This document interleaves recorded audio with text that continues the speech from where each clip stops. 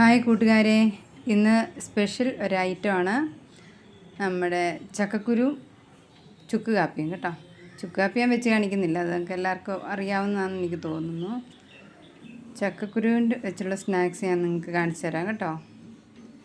നല്ല ടേസ്റ്റാണ്. നമ്മൾ ഒരു പ്രാവശ്യം ഒരെണ്ണം വായിലിട്ട് കഴിഞ്ഞാൽ പിന്നെ നല്ല ക്രിസ്പി ആയിട്ടിരിക്കുന്നത് നല്ല ടേസ്റ്റാണ്. കഴിച്ച് തീരുന്നോടും പിന്നെ കൈ പാത്രത്തിൽ നിന്ന് എടുക്കില്ല, അതുപോലത്തെ ടേസ്റ്റാണ് കേട്ടോ. എല്ലാവരും ഒന്ന് പരീക്ഷിച്ച് നോക്കിയോ. നല്ല നൂറുള്ള ചക്കക്കുരുവാണ് അതിന് നല്ലത് കേട്ടോ. അതിനായിട്ട് ഞാൻ ചക്കക്കുരു ഇങ്ങനെ ഒരു ചക്കക്കുരു 4 വീതിയിൽ ചിപ്സിൻ്റെ പോലെ കീറി എടുത്തതാണ്. എന്നിട്ട് നമുക്ക് ചട്ടി അടുപ്പത്ത് വെക്കാം. അതിലേക്ക് കറിവേപ്പില ഇട്ട് വറുത്ത് കോരാം.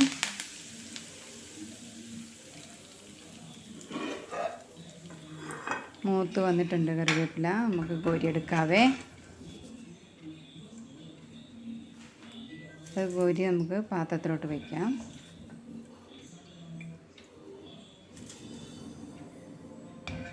നല്ല സൂപ്പർ ടേസ്റ്റാണ് കേട്ടോ, എളുപ്പമാണ് ഉണ്ടാക്കാനൊക്കെ.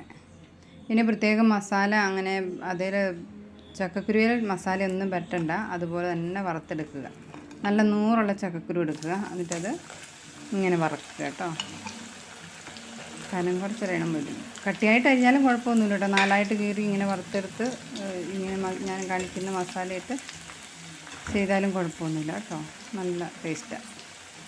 പിന്നെ ചിപ്സിൻ്റെ രൂപത്തിലാക്കിയതേ ഉള്ളൂ. 4 കീറിയിട്ട് വറുത്താലും നല്ല ടേസ്റ്റാണ്. ഇതുപോലെ തന്നെ ആക്കാം. 4 കീറിയിട്ടാക്കാം, അല്ലെങ്കിൽ വട്ടത്തിൽ അരിഞ്ഞിട്ട് ചിപ്സ് പോലെ തന്നെ. പക്ഷെ ഇച്ചിരൂടെ ചിപ്സിൻ്റെ ഒരു ഷേപ്പൊക്കെ വരുന്നത് ഇങ്ങനെ ആക്കുമ്പോഴാണ്.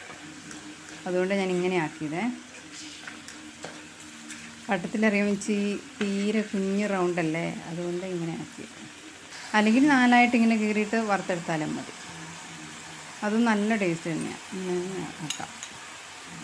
ഇനി അത് നമുക്ക് കോരുമ്പറ്റുന്ന സമയം കൊണ്ട് 1 സ്പൂൺ മുളക് പൊടി, 1/2 സ്പൂൺ ഉപ്പ് രണ്ടും കൂടി മിക്സ് ചെയ്ത് വെക്കണേ. ഇത് നമുക്ക് ചക്കക്കുരു കോരിയെടുക്കാം.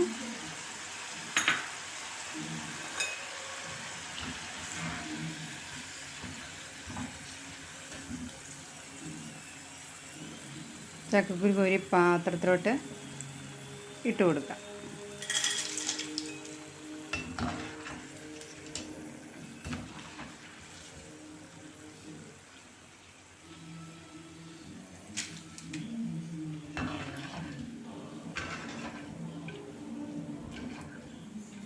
പിള്ളേരൊക്കെ നല്ല ലേസ് തിന്നുന്ന പോലെയാണ് കഴിക്കുന്നത് കേട്ടോ.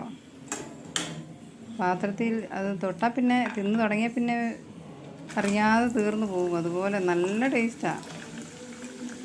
അടുത്ത ബാച്ചും കൂടി നമുക്ക് ഇട്ട് കൊടുത്തിട്ട് കോരി വെച്ചതിലോട്ട് നമുക്ക് മസാല ഇട്ട് ഇളക്കാവേ.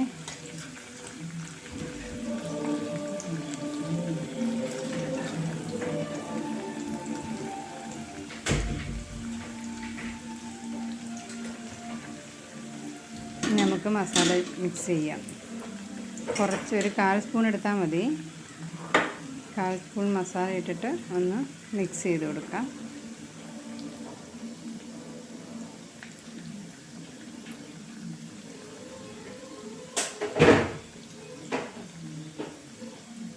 ഇങ്ങനെ ഓരോ ബാച്ച് കോരുമ്പോഴും ഇങ്ങനെ 1/4 സ്പൂൺ മസാലപ്പൊടി ഇട്ട് മിക്സ് ചെയ്ത് കൊടുക്കണേ.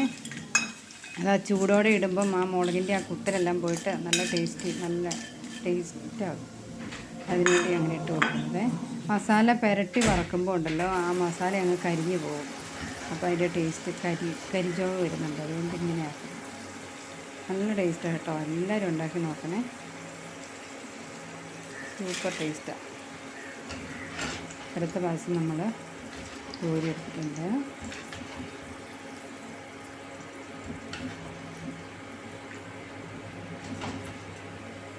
ഇതിന്നും കീറാൻ സമയമൊന്നും ഇല്ലയെന്ന് ഓർത്തോ.